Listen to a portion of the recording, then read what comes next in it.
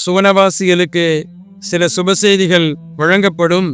அந்த சுப செய்திகளை மகிழ்வோடு செய்வெடுப்பார்கள், பூரிப்போடு இருப்பார்கள். நிரந்தர உலகம் அல்லவா, அதற்கு பிறகு உலகம் இல்லையே. என்ன உலகம்? அதுதான நிரந்தர உலகம், பூரிப்பான உலகம், மகிழ்வான உலகம், சந்தோஷமான உலகம், கவலையில்லாத உலகம், துக்கமில்லாத உலகம், துயரமில்லாத உலகம். அப்படிப்பட்ட உலகத்தில் சுபஹானல்லாஹ், அல்லாஹு தாலாவின் ரஹ்மத்தால், அருளால், பாக்கியத்தால் சுவனத்தில் உள்ளவர்கள், சுவனவாசிகள் எல்லாம் அவரவர்களுடைய இடத்தில் அமர்ந்து விடுவார்கள். கடைசியாக இறுதியாக யாருக்காவது அந்த பாக்கியம் மீண்டும் அல்லாஹ் வழங்குவானா? இப்படி வழங்கப்படுமா? படும்.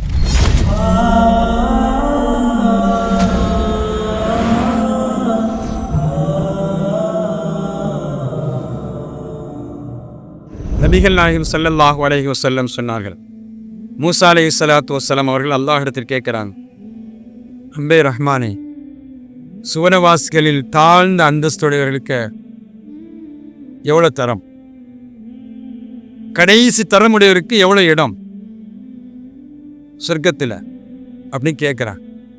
அப்ப அல்லாஹ் சொன்னையா, மூசாவே அலைஹிஸ்ஸலாம், ஒரு சுவனவாசியை கூப்பிட்டு அல்லாஹ் சொல்வான், சொர்க்கத்தில் நுழைய என்று சொல்வான், நுழைவாயாக என்று சொல்வான். அப்ப அவர் பார்த்துட்டு சொல்வாரு, யா ரப்பி, அவரவர்கள் அவர்களுடைய இடத்தை எடுத்துக்கொண்டார்கள், எங்கு நாம்பி இருக்கிறது? வாஹுது அஹ்தாத்திஹிம், மக்கள் எல்லாம் அங்கங்க உட்கார்ந்துட்டாங்க, அவங்கவுங்க இடத்தை எடுத்துக்கிட்டாங்க, இப்ப நான் எங்க போய் இருக்கிறது?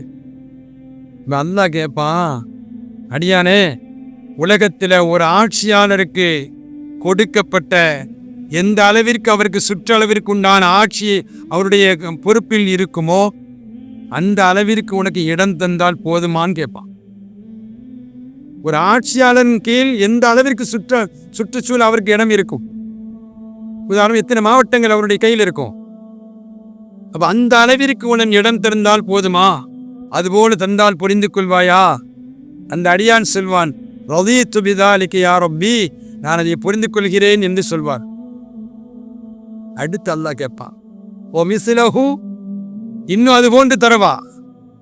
இன்னும் அது போன்று ஓ மிஸ்லஹு, அல்லாஹ் திரும்ப திரும்ப 5 முறை சொல்வான். இல்லை இல்லை, அதுபோல 10 மடங்காக. சுபஹானல்லாஹ், அவருக்கு 10 மடங்காக நான் தருவேன் என்று அந்த அடியானிடத்தில் அல்லாஹ் சொல்வான். நான் சொல்வேன் என்று மூசா அலைஹிஸ்ஸலாத்து வஸ்ஸலாம் இடத்தில் அல்லாஹ் சொன்னான். தாழ்ந்த கடைசி தரமுடையவருக்கு எவ்வளவு பெரிய விசாலமான இடம், எவ்வளவு பெரியதாக இருக்கிறது. அந்த அளவிற்கு அல்லாஹு ஜல்ல ஷானஹு தஆலா சுவனத்தை அவ்வளவு விசாலமா வச்சிருக்கிறான். அப்படித்தான் தரம் கடைசி உடையவருக்கு அந்தஸ்து கொடுக்கப்படும் என்பதை ஹதீஸ் ஷரீஃபிலே நாம் பார்க்கிறோம். ஆனால் உயர்ந்த அந்தஸ்துடைய மூசா அலைஹிஸ்ஸலாம் அதையும் கேட்கிறாங்க, யா அல்லாஹ், உயர்ந்த அந்தஸ்துடையவர்களுக்கு சுப்ஹானல்லாஹ், அல்லாஹ் சொல்கிறான், உயர்ந்த அந்தஸ்து உடையவர்களுக்கு, அந்த தரமுடையவர்களுக்கு அவர்களுக்கு நானே தேர்வு செய்தேன், நானே அதை முத்திரை குத்தி வைத்திருக்கிறேன். எந்த கண்களும் சிந்தனையும் கற்பனையும் எட்டாத அளவிற்கு உயர்ந்த அந்தஸ்துடையவர்களுக்கு நான் தேர்வு செய்து வைத்திருக்கிறேன் என்பதை மூசா அலைஹிஸ்ஸலாத்து வஸ்ஸலாம் இடத்தில் அல்லாஹ் சொன்னான். உயர்ந்த அந்தஸ்துடையவருக்கு வேறு, தரம் தாழ்ந்து கடைசி தரமுடைய, தரம் தாழ்ந்து இல்லை, கடைசி தரமுடையவருக்கு, அவனும் சூனவாசி தானே, அந்த தரம் கடைசி அந்தஸ்துடையவர். அந்த அந்தஸ்துடையருக்கு இவ்வளவு விசாலம் இடம் சொன்னா அவன் முதல் தரமுடையவருக்கு எவ்வளவு பெரிய பாக்கியமாக இருக்கும். எனவே அருமையானவர்களே, சுவனம் என்பது கற்பனைக்கு எட்டாத ஒரு உலகம், கற்பனைக்கு எட்டாத ஒரு நிகழ்வு. எனவே அது எவ்வளவு சொன்னாலும் சொல்லிக்கிட்டே இருக்கலாம். சுப்ஹானல்லாஹ், அதையெல்லாம் விட தாண்டி அர்ஷ் எப்படி இருக்கு? சுப்ஹானல்லாஹ்.